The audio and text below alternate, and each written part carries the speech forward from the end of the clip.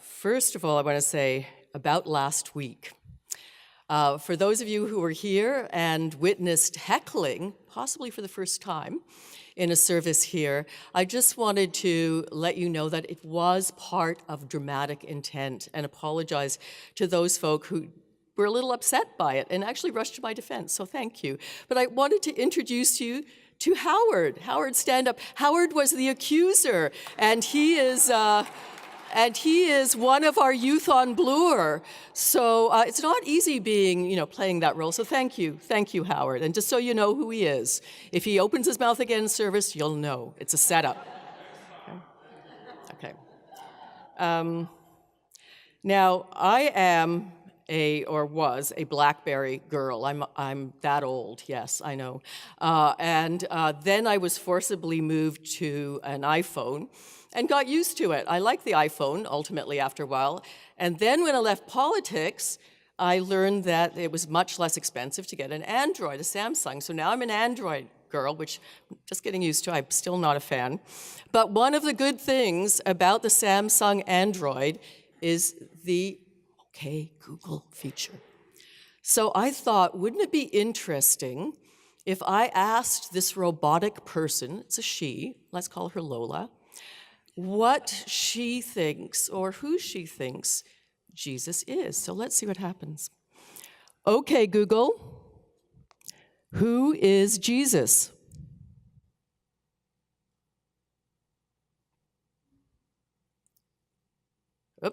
Let's try it again. That's why I like the former phone. OK, Google. Who is Jesus? Bummer.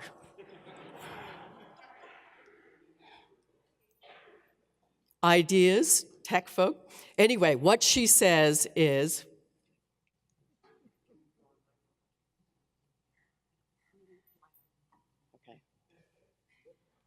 wow, that's so bizarre.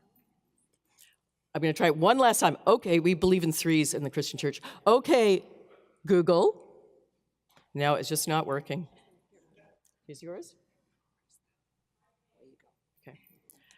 Another Samsung user here. Okay, Google.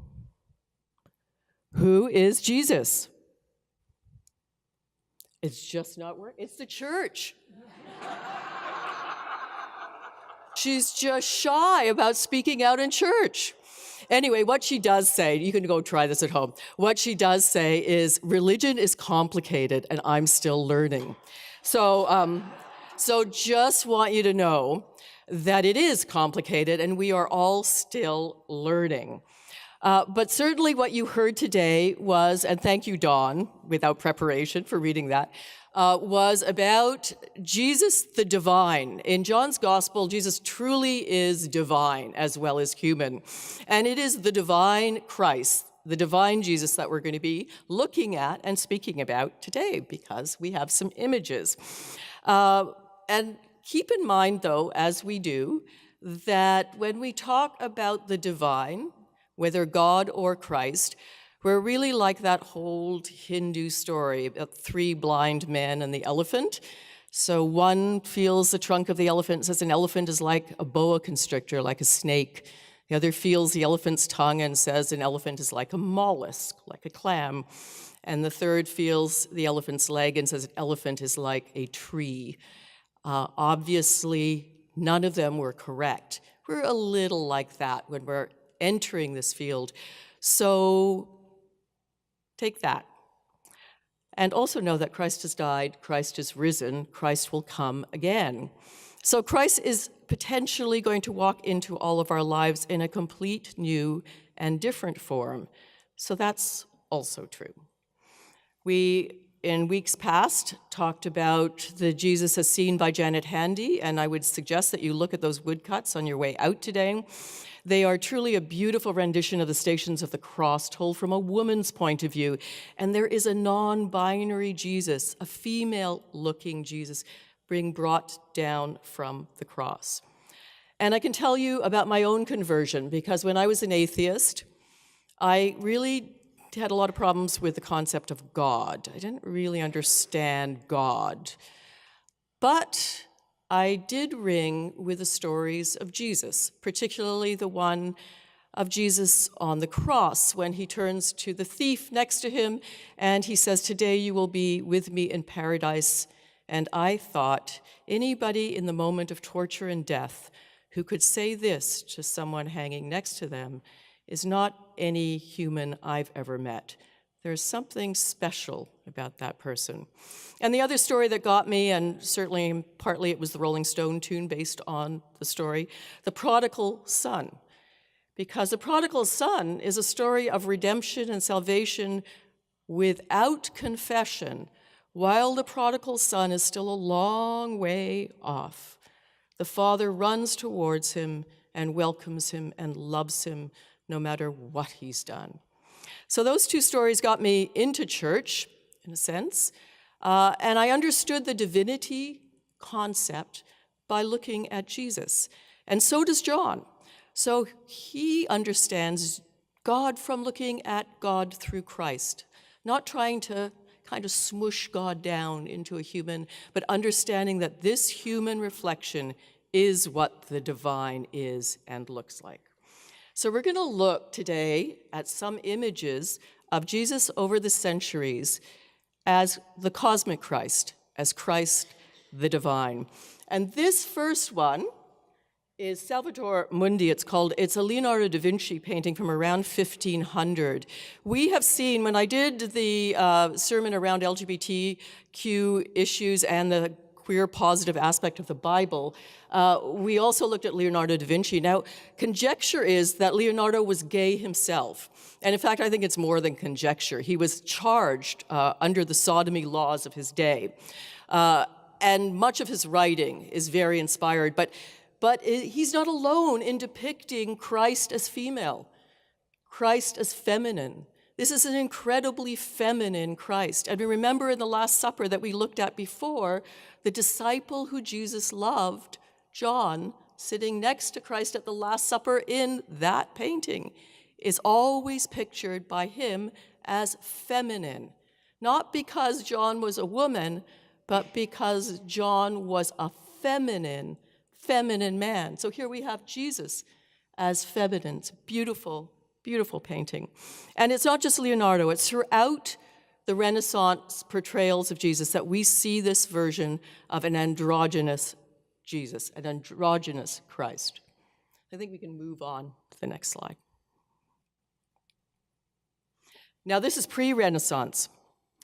This is a baptism, again Italian, and again, here we have an incredibly androgynous Jesus, although he does have a penis. And somebody said, "You're going to show a penis in church?" Yep, we just did it. But also very soft around the breasts and the shoulders. Again, pre-Renaissance, images of androgynous Jesus were not uncommon. And throughout churches, if you find yourself in Europe and start looking at pre-Renaissance art, you will see these beautiful pictures of Jesus who looks androgynous.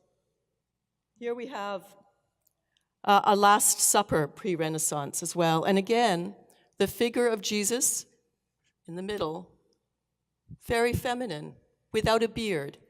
Which, let's face it, rabbis had beards, rabbis have beards, without a beard, a feminine Jesus in the middle. And again, this is pre-Renaissance. As we move through the Renaissance, we get some more beautiful images like this. This is Bernardino Lua, Italian again, Renaissance. And I mean, that is a gay-looking Jesus, if I've ever seen one. That is Jesus, and that is the image of Jesus from the Renaissance, from hundreds of years ago.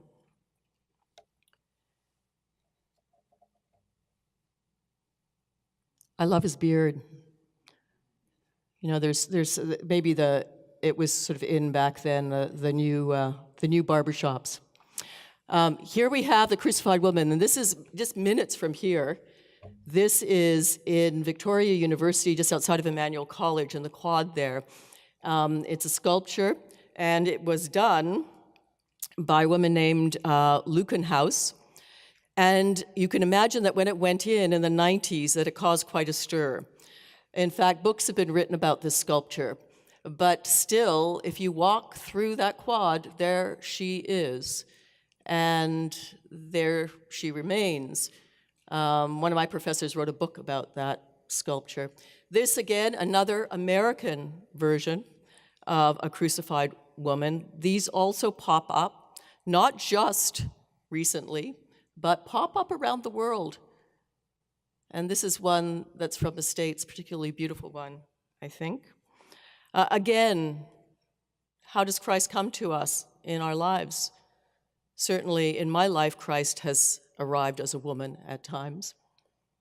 So again, an image. This is Nigerian. Certainly we have many, many images, and you'll see some of them today, of racialized Jesus. Jesus is not a white guy with blue eyes. Jesus, in fact, if you look at historical reconstructions of what he may have looked like from the first century, he is a person of color. And here you have a beautiful Nigerian rendition of what Jesus looks like with kente cloth and everything. It's quite lovely. And interestingly enough, he is darker than even the disciples around him. Here we have an Ethiopian Jesus, and I have a triptych at home of an Ethiopian Jesus. Ethiopian Jesus are all people of color because they're Ethiopian.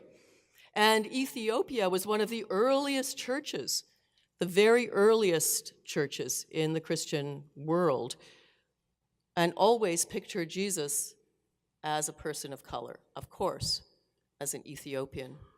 Again, beautiful. Here we have a South African Jesus, Muti Jesus, beautiful with the headdress and everything. And again, androgynous, as well as a person of color from South Africa. Relatively recent, this. A Thai Jesus from Thailand. Thai Jesus on the cross with traditional Thai drawings and iconography around him, her, whomever, again, androgynous. And here we have a black crucified Jesus. Again, a very early Renaissance Jesus. Not always white, even in those renditions, even throughout Europe. This is another Jesus, of course, and one of many Black Madonnas and Jesus. We've probably all heard of the Black Madonna. She is in rendition around the world, and here's a particularly beautiful one of her.